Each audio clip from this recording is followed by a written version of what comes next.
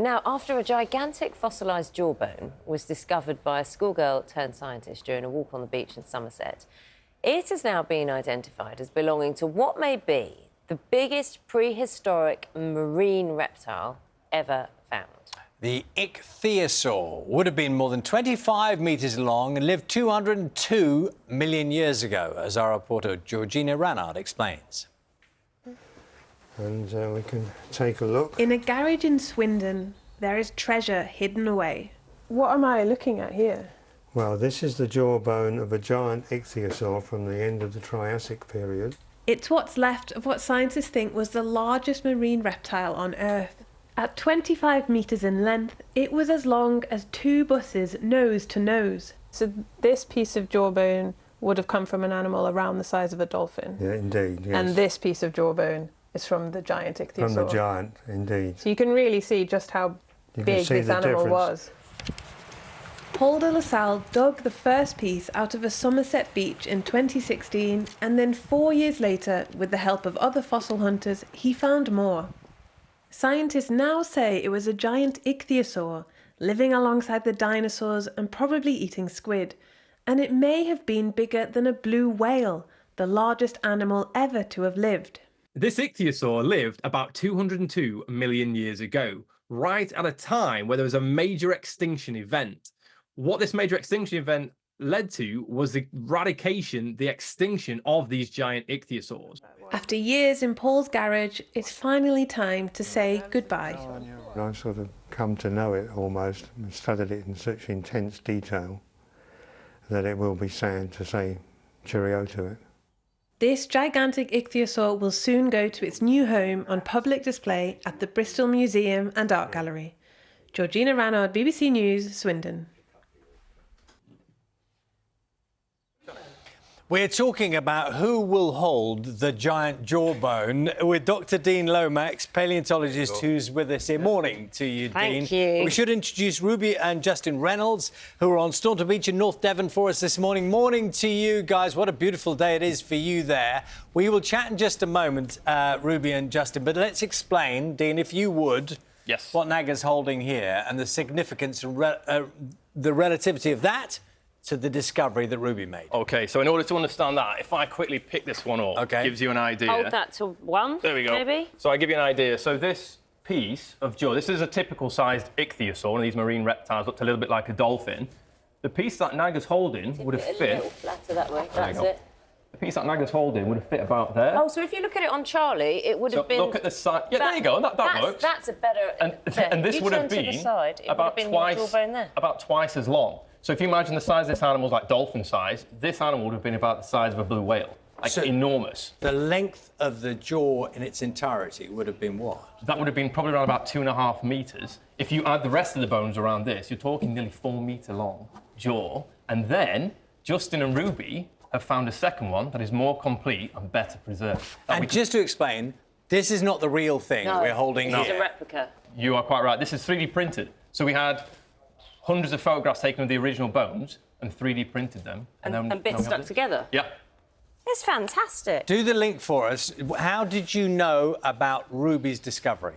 So that's quite fantastic that in 2016, this specimen was found by Paul de La Salle, fossil collector and a good friend.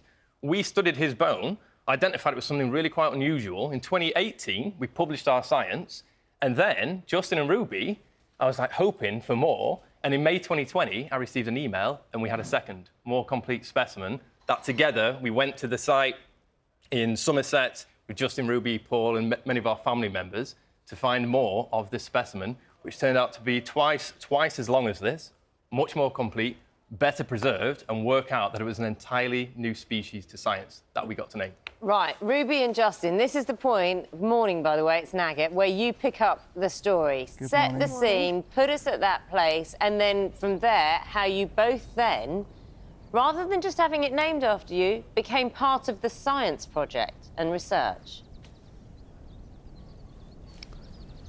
Well, it was a lovely day like today, I think much like today. We decided to go for a walk and to do a bit of fossil hunting on the beach at Blue Anchor.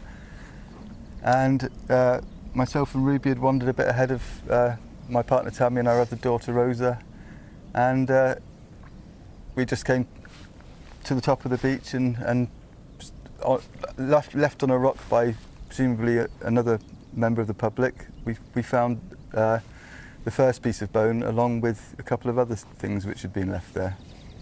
Ruby, did you have any idea what you were looking at? Oh.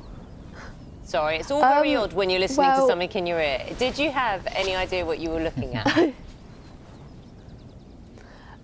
Yeah, but I didn't really understand how amazing it was to discover something like that. So what did you do next with it? Who did you call? Who did you take it to? What were you told? Well, actually, the first piece we found was about 10 centimetres long, and you know, it's still a significant piece of bone, the biggest I'd ever found. And whilst I was sort of studying this on the beach, Ruby decided to carry on searching the area, and she actually found the second piece of bone, which is about 20 centimetres long and much sort of chunkier than the first piece. And it was this second piece which allowed us to identify it as a part of an ichthyosaur jaw after we searched on the internet and found the paper by Dean and Paul and others from 2018.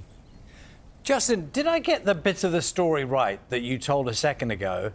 Is it like the person who didn't sign the Beatles? Do you think somebody found that bit of the dinosaur before you did and didn't realise what it was?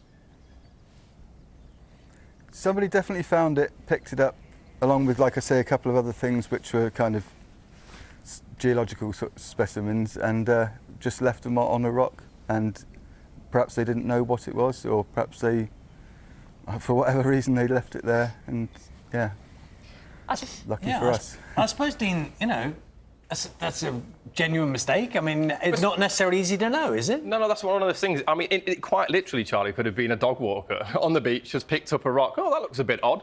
Popped it on another boulder, and then Justin and Ruby, luckily, walking along, had that trained eye, spotted the bone and realised that it was a chunk of bone from a fossil from 202 million years ago. Do you know what's fascinating is that Ruby and Justin could have had it named after them. Yeah. Couldn't they? But instead, and this is what's great about science and discovery now, it's becoming so much more inclusive. So they were invited to become part of the research project. Yes, so once I'd looked at this second specimen, looked at Paul's specimen as well, we determined that it had many unusual features compared to other ichthyosaurs from around the world. I had a conversation with Justin and Ruby and said, look, if we determine this is new to science, as a new species, would you like us to name it after you? Or would you like to join my team, help to describe this, and we get to name it? And what did Justin and Ruby do? They jumped at that opportunity. So now they are published scientists. And from a point of view for Ruby, especially, is quite incredible that as an 11-year-old back then, finding the first pieces and the excitement that she shared, and then now, as a 15-year-old, being a published scientist who not only discovered this incredible giant, but has actually managed to name it, is quite exceptional. Ruby, how cool is it to be a published scientist at 15? It's really cool. It's never something I thought would happen, you know. It's just unexpected. Do you introduce yourself as a published scientist? Because you know you can now. No. It'll come, I promise, it will come. Ruby, Justin, thank you for the discovery. Thank you for not walking past it and for persevering and finding the other bits. It's been great. And Dean, thank you as well for the enthusiasm as well you have. Yeah. And now we know how the jaw fits. It's great. My pleasure. I've also got a bit of beach envy, because in amongst looking for stuff, you go to great locations, don't you? Beautiful.